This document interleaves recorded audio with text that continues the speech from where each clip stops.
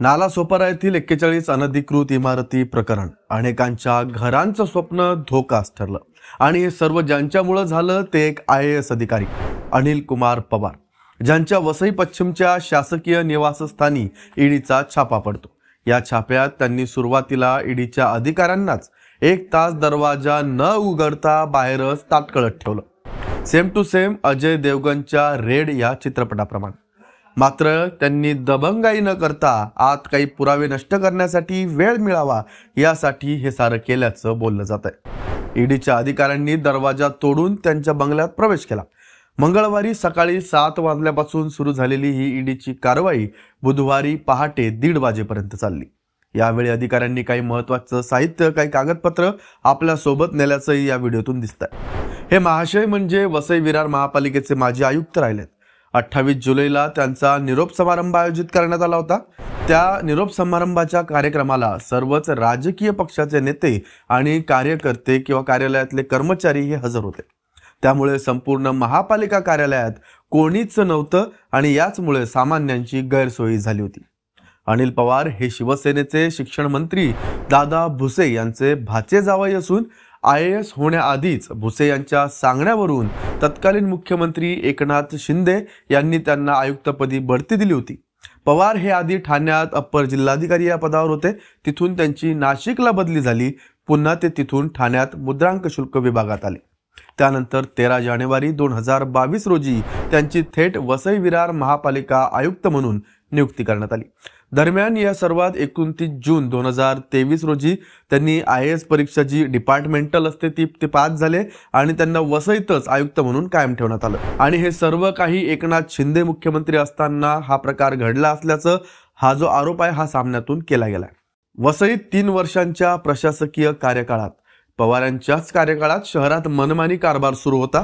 रस्ते बांधकाम, पाणी पुरवठा असो किंवा चुकीच्या पद्धतीनं ठेके देणं असो, अशा विविध मार्गाने भ्रष्टाचार झाल्याचं बोललं जात आहे। त्यामुळे या कारवाईनंतर वसई पूर्वच्या भागातील नागरिकांनी फटाके फोडून त्यांच्यावरील या कारवाईचा एक आनंद साजरा केलाय। पवारांवर मोठ्या प्रमाणात अवैध आणि बेहिशेबी माया जमवल्याचा आरोप आहे। त्यांनी 250 ते 200 इमारतींना ऑफलाईन CC दिल्याची माहिती आता समोर येते।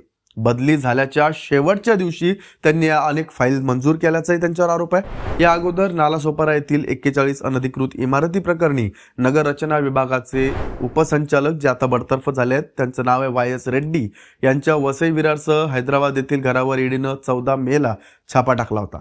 त्यामध्ये मौल्यवान दागिने असतील किंवा 11 कोटींची रोख रक्कम असा तब्बल 33 कोटींचा जो मुद्देमाल आहे तो जप्त करण्यात आला होता। त्याच वेळी या प्रकरणात तत्कालीन महापालिका आयुक्त असलेले अनिल कुमार पवार यांच्यावर संशयाची सुई कुठेतरी वळली होती आणि त्यानंतर ईडीनं त्यांच्या घरावर धाड टाकली। आता त्यांच्या धाडीत करोडो रुपये हस्तगत करण्यात आले असून त्यांच्या जाहीर म्हणजे जी ज्ञात मालमत्ता आहे त्याचा तपशील आपण बघूयात। त्याच्यात आहे नाशिक जिल्ह्यातील सटाणा तालुक्यात एक खामताने नावाचं गाव आहे, तिथं त्यांची शेतजमीन आणि फार्म हाऊस आहे। तसंच याच गावात त्यांचे 2 बिगर शेतजमिनी आहेत, 2 प्लॉट आहेत। त्यांची जी रक्कम आहे ती सध्या प्रत्येकी एक 60 लाखाचा आणि दुसरा 22 लाख असा आहे आणि तिसरा जो प्लॉट आहे तो 45 लाखांचा आहे। त्यानंतर नाशिक तालुक्यातील त्यांचा जो बिगर शेती भूखंड आहे त्याच्यामध्ये पाथर्डी गावात त्यांची जवळपास एक बाजारभावानुसार 50 लाख रुपयांची जमीन असून त्यांचा पुतण्या तुषार पवार हा याचा मूळ मालक दाखवण्यात आला होता। त्याच्या नावावर खरेदी झाली, मात्र त्याचं हस्तांतरण पुतण्यानं आजी निर्मलाबाई आणि त्यानंतर त्या आजीनं अनिल कुमार म्हणजे आईनंच मुलाला भेट दिल्याचा हा प्रकार आहे। त्यानंतर चौथा फ्लॅट आहे त्यांचा पुण्यात, जो की DSK हरियाळी मोदीबाग शिवाजीनगर पुणे येथे। हा जो प्लॉट आहे याची खरेदी किंमत जी आहे ती 77 लाख आहे, परंतु याचं बाजार मूल्य जे आहे ते जवळपास 2 कोटी रुपये इतकं सांगण्यात आलंय। आणि त्यांनी या संपत्तीचा स्रोत जो आहे तो की आईला नातवानं म्हणजे यांच्या पुतण्यानं यांच्या आईला तो गिफ्ट दिला आणि नंतर आईनं वसियत करून तो पुन्हा अनिल कुमार यांना गिफ्ट दिलाय। म्हणजे घरातल्या घरातच यांनी ही जमीन गिफ्टच्या नावाखाली किंवा बक्षीसपत्र करून कशी फिरवली ते आपण याच्यातून पाहू शकतो। त्यानंतर 5वां आहे की सटाणा येथे त्यांचा दुसरा फ्लॅट आहे, ज्याची किंमत आहे खरेदी किंमत ही 28 लाख रुपये आणि तिचं सध्याचं बाजार मूल्य 30 लाख रुपये। अरुण खंदेराव पवार हे त्यांचे जे भाऊ आहेत त्यांच्या नावावर हा भूखंड आहे। आता या संपूर्ण प्रकारात कुटुंबियांच्या सहमतीनं अनिल कुमार यांना जे सगळे ही मालमत्ता आहे ती गिफ्ट स्वरूपात आलेली आहे। वसई विरार महापालिकेचे हे माजी आयुक्त अनिल कुमार पवार यांची 17 जुलै 2025 ला मुंबई महानगर प्रदेश अर्थात MMRSRA ला गृहनिर्माण प्राधिकरण इथं ठाणे ऑफिस येथे मुख्य कार्यकारी अधिकारी म्हणून बदली झाली होती। मात्र त्यांनी ही जबाबदारी तब्बल 11 दिवसांनी म्हणजेच 28 जुलै रोजी त्यांनी हा कार्यभार सोडला। त्यामुळे पवार यांनी 11 दिवसांनंतर बदली का करून घेतली याबाबत सवाल उपस्थित केले जातात। याच दरम्यान त्यांनी अनेक फाईल्सवर सही केल्या, जवळपास 250 ऑफलाईन सीसी त्यांनी कुठेतरी वितरित केल्याचं आणि ही सर्व माया जमावल्याचं चित्र सध्या आहे आणि असा आरोप त्यांच्यावर झाल्यानंतर ईडीने त्यांच्यावर कारवाई केली। पुढे या प्रकरणात काय कारवाई होते हे आम्ही तुमच्यापर्यंत नक्कीच आणू। पाहत राहा लेट्स अप मराठी। सोशल मीडियाच्या भाऊ गर्दीत विश्वासार्हतेने चकाकणारे नाव म्हणजे लेट्स अप मराठी। सगळ्यांना, सगळ्या नागरिकांना ती स्पीच, ती लेट्स अप वरील मुलाखती म्हणजे विचारांचा खजिना। त्यानंतरच्या निवडणुकीमध्ये मला सोडून गेले।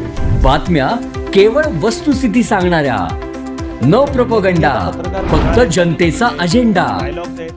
क्योंकि आने वाला कल जाने वाला है, जाने वाला कल आने वाला है। राजकारण, मनोरंजन असो की क्रीडा क्षेत्र, महाराष्ट्राची स्पंदने संवेदनशीलतेने टिपणारे माध्यम म्हणजे लेट्स अप मराठी। जगासोबत एक पाऊल पुढे राहण्यासाठी लेट्स अपचे ॲप, सोशल मीडिया आणि वेबसाईट सोबत कनेक्टेड रहा।